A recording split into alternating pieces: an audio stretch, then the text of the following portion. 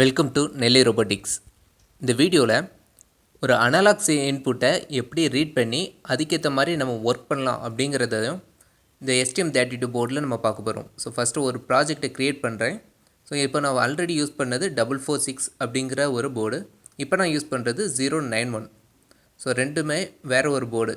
இப்போ நான் யூஸ் பண்ணுற போர்டோட கான்ஃபிகரேஷன் எல்லாமே கொஞ்சம் சேஞ்ச் ஆகிருக்கும் ஃபஸ்ட்டு உள்ள போர்டை விட. நீங்கள் எந்த போர்டில் பயன்படுத்துகிறீங்களோ அந்த போர்டில் உள்ள கான்ஃபிகரேஷன் எல்லாமே உங்களுக்கு தெரிஞ்சிருக்கணும். நான் இதுக்கு முன்னாடி யூஸ் பண்ண போர்டு 180 மெகாஹெர்ட்ஸ் அளவுக்கு ஃப்ரீக்வன்சி கொடுக்கும். இப்போ நான் யூஸ் பண்ண போகிறது 45 மெகாஹெர்ட்ஸ் வரை தான் ஃப்ரீக்வன்சி கொடுக்கும்.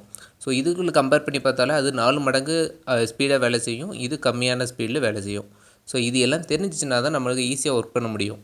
ஃபஸ்ட்டு நம்மளுக்கு தேவையான அவுட்புட் பின்ஸை நம்ம எடுத்துக்கலாம். ஸோ இப்போது நான் ஒரு அனலாகில் ரீட் பண்ணி ஒரு 5 எல்இடியை கண்ட்ரோல் பண்ணலாம் அப்படின்னு எடுக்கிறேன். ஸோ அந்த எல்இடிக்கு தேவையான பின்ஸ் எல்லாத்தையுமே நம்ம சூஸ் பண்ணிக்கலாம்.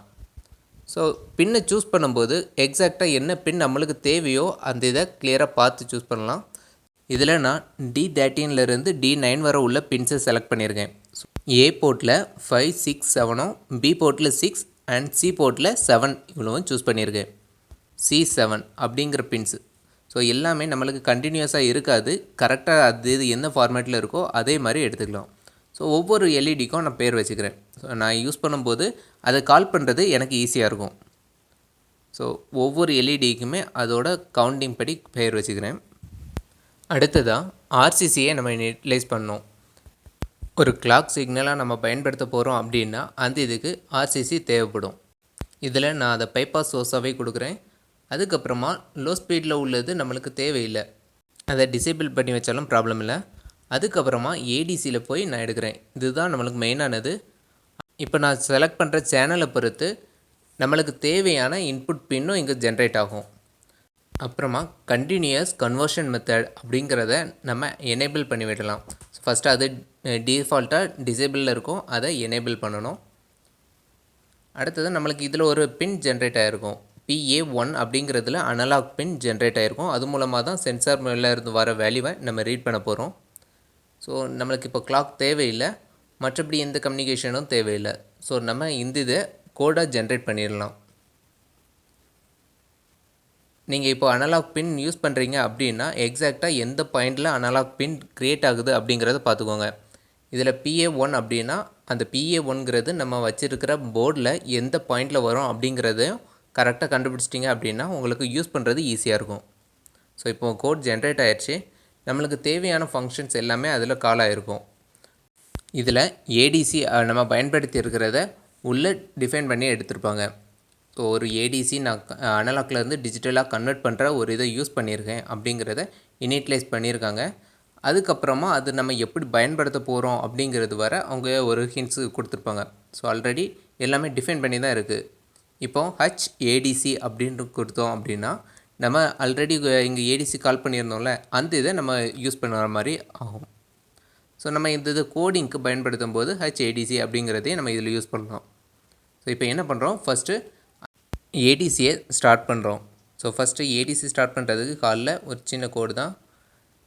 இப்போது நம்ம எந்த ஏடிசியை ஸ்டார்ட் பண்ணுறோமோ அதை உள்ளே மென்ஷன் பண்ணணும். HADC அப்படின்னு மட்டும் கொடுத்துடலாம். இப்போ 2 ஏடிசி நம்ம பயன்படுத்துகிறோம் அப்படிங்கும்போது அது எத்தனாவது ஏடிசி அப்படிங்கிறதையும் கொடுக்கணும். ஸோ 2 இது யூஸ் பண்ணுறோன்னா ADC1, ADC2 அப்படின்ற மாதிரி கொடுக்க வேண்டியது இருக்கும். ஸோ போல் ஃபார் கன்வர்ஷன் இது எப்படி கொடுத்துருப்போம் அப்படின்னா ஃபஸ்ட்டு என்ன ஏடிசி நம்ம பயன்படுத்த போகிறோமோ அந்த ஏடிசியோட லொக்கேஷன், அதுக்கப்புறமா அந்த லொக்கேஷனில் நம்ம ரீட் பண்ணுறதுக்கு எடுக்கிற டைம்ஸ். ஸோ 10 அப்படிங்கிற மைக்ரோ செகண்ட்ஸுக்குள்ளே அந்த ரீடிங் நம்மளுக்கு செட் ஆகிடும். சென்சார்லேருந்து ரீட் பண்ணுற வேல்யூவை ஸ்டோர் பண்ணுறதுக்காக ஒரு இன்டிஜரை கொண்டு வரேன். ஸோ இது சென்சார் அப்படிங்கிறது மட்டும் கொடுக்குறேன். ஸோ சென்சார் ஈக்குவல் டு அப்படின்னு கொடுத்து நான் உள்ளேருந்து கெட் பண்ணிக்கிறேன். ஸோ இதுக்கான கோட் எப்படின்னா ஹால் ஏடிசி கெட் வேல்யூ இப்படி கொடுக்கும்போது நம்ம ஏடிசி கனெக்ட் பண்ணியிருக்கிற பின்னில் என்ன அளவுக்கு வோல்டேஜ் இருக்கோ அந்த இதை அனலைஸ் பண்ணி அதுக்கான அவுட்புட் நம்மளுக்கு கிடைக்கும். ஸோ இதில் கிடைக்கிற ரீடிங்கோட அளவு அது எத்தனை பிட்டில் ரீட் ஆகுது, ஏடிசியோட பிட்ஸ் எவ்வளோ அப்படிங்கிறத பொறுத்து மாறும். ஸோ இதை ஃபஸ்ட்டு ஸ்டாப் பண்ணிக்கலாம். ஸோ இப்போ நம்மளுக்கு என்னென்னா ஸ்டார்ட் பண்ணியிருக்கோம், அதில் இருக்கிறத எவ்வளோ டைமில் வேலை முடியணும் அப்படிங்கிறது கொடுத்துருக்கோம். அதுக்கப்புறமா அதில் இருந்த வேல்யூவை நம்ம ரீட் பண்ணியிருக்கோம். ரீட் பண்ணிவிட்டு அந்த வேல்யூவை ஒரு இடத்துல ஸ்டோர் பண்ணியாச்சு, ஏடிசியை ஸ்டாப் பண்ணியிருக்கோம். ஸோ இப்போ ரீட் பண்ண வேல்யூ சென்சாரோட வேல்யூ 800 விட அதிகமாக இருந்துச்சுன்னா எனக்கு ஒரு லைட் ஆன் ஆகணும். ஸோ நம்ம 5 லைட்டு கொடுத்துருந்தோம், அதில் டிஃபால்ட்டாக நம்மளுக்கு போர்டில் இருக்கிற லைட்டு PA5. ஸோ இந்த PA5க்குள்ளது மட்டும் நான் ஆன் பண்ணுறதுக்கான கோடிங்கை கொடுக்குறேன். So first general purpose input அவுட்புட்டில் ரைட் பின் அப்படின்னா நம்மளுக்கு அவுட்புட் கொடுக்குறதா GPIOவில் போர்ட் ஏல கனெக்ட் பண்ணியிருக்கோம். ஜென்ரல் பர்பஸ் போர்ட் ஏல பின் நம்பர் 5. ஸோ அந்த இது ஆன் ஆகணும் அப்படிங்கிறதுக்காக 1 கொடுத்துருக்கேன். ஸோ இது எனக்கு அந்த ரீடிங்கோட வேல்யூ 800 விட கம்மியாக இருந்துச்சு அப்படின்னா எனக்கு லைட் எரியக்கூடாது. ஸோ அந்த இதில் ஆஃப்கான கோடிங் கொடுத்துருக்கேன்.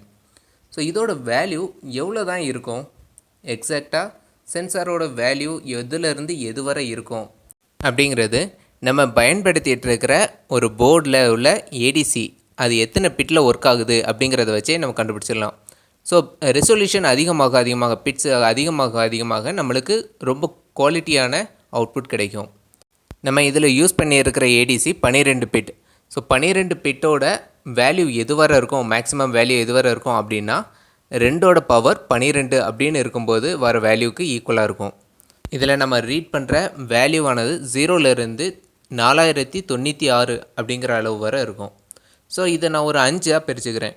ஒவ்வொரு லிமிட்லேயும் ஒவ்வொரு லைட் எரியணுண்டு. ஸோ அதோட ஃபஸ்ட்டு லிமிட் 0லேருந்து 800 வரது வர லைட் எரியாது. 800 தாண்டி போகும்போது அந்த லைட் எரியும். ஸோ இது மட்டும் நான் ஃபஸ்ட்டு லோட் பண்ணுறேன். லோட் பண்ணி அதுக்கான அவுட்புட்டை செக் பண்ணலாம். ஸோ ஏதாவது எரர் இருக்கா அப்படிங்கிறத பார்த்துக்கலாம். ஒவ்வொரு ஸ்டெப்ஸுமே ஈஸியான கோடிங் தான் இருக்கும். சப்போஸ் உங்களுக்கு ஏதாவது கோடு ரன் ஆகுமா, இந்த ஒரு எரர் இருக்குமா அப்படிங்கிறத டைப் பண்ணும்போதே ப்ராப்ளம் இருந்துன்னா அதுக்கு மேலே கர்சர் வைக்கும்போது அது கரெக்டாக டிக்ளேர் பண்ணியிருக்கா அப்படிங்கிறது மாதிரி எல்லாமே வந்துடும். ஸோ ஃபஸ்ட்டு நம்மளுக்கு தேவையான ஏடிசியை ஸ்டார்ட் பண்ணியிருக்கோம். ஏடிசி எந்த இதிலேருந்து நம்ம இனிட்லைஸ் பண்ணமோ அதை அதில் மென்ஷன் பண்ணியிருக்கோம். அதுக்கப்புறமா ஏடிசி இந்த ஆப்ரேஷன் முடிகிறதுக்கு எவ்வளோ டைம் ஆகணும் அப்படிங்கிறதையும் பயன் பண்ணியிருக்கோம். அதில் இருந்து ரீட் பண்ணி ஒரு வேல்யூ சென்சார் அப்படிங்கிற ஒரு இன்டிஜரில் அதை ஸ்டோர் பண்ணியிருக்கோம். ஸ்டோர் பண்ண வேல்யூவுக்கு அப்புறமா அந்த ஏடிசியை ஸ்டாப் பண்ணியிருக்கோம். ஸோ கோட் ரொம்ப சிம்பிள், இவ்வளோ தான். அதுக்கப்புறமா நம்ம சென்சாரில் கிடைக்கிற வேல்யூ நார்மலாக ஒரு இன்டிஜர் வச்சு நம்ம யூஸ் பண்ணுற மாதிரி. இனிமேல் இதை நம்ம போர்டுக்கு அப்லோட் பண்ணி அதோட அவுட்புட்டை செக் பண்ணலாம்.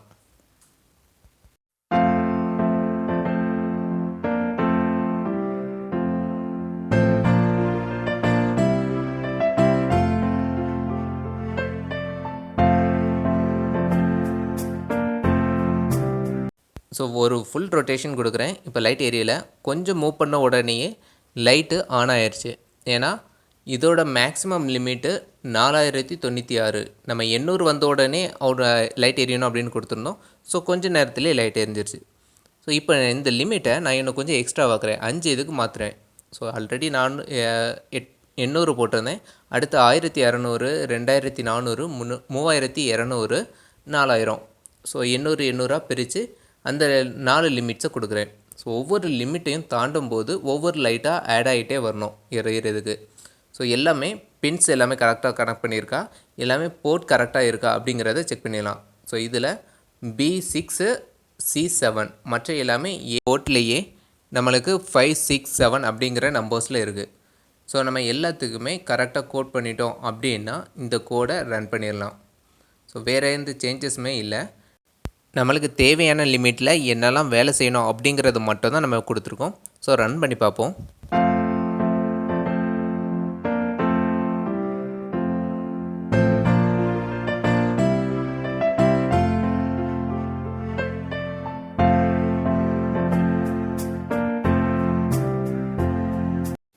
இந்த வீடியோவில் ஏதாவது டவுட்ஸ் இருந்து அப்படின்னா இந்த கமெண்ட் செக்ஷனில் நீங்கள் கமெண்ட் பண்ணலாம்.